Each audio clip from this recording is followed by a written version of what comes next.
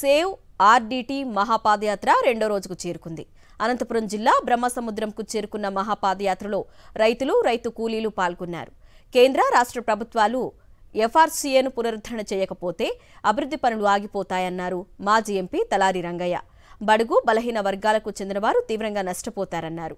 కేంద్ర, రాష్ట్ర ప్రభుత్వాలు ఆర్డీటీ ట్రస్ట్ చేసే అభివృద్ధి పనులను నీరుగార్చే విధంగా వ్యవహరిస్తోందని విమర్శించారు.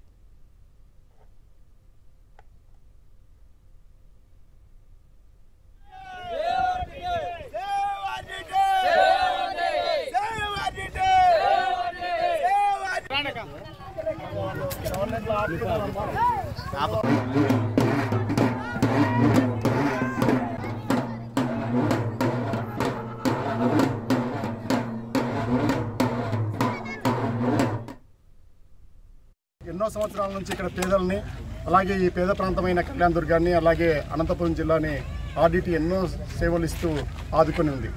ఈరోజు ఆర్డీటీ ఆగిపోవడం వల్ల పేదలకి చాలా నష్టం జరుగుతుంది.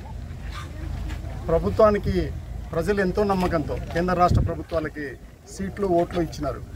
వాళ్ళు అవి తీసుకొని ఈ ప్రాంతానికి నష్టం చేస్తున్న సందర్భంలో మేము ప్రజల తరపున గొంతుకై వినిపిస్తూ ఉన్నాం.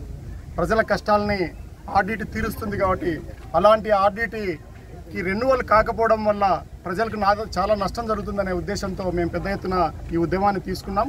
ఇది రాజకీయపరమైన ఉద్యమం కాదు, యుద్ధం అసలు కాదు, ఇది ప్రజా ఉద్యమం.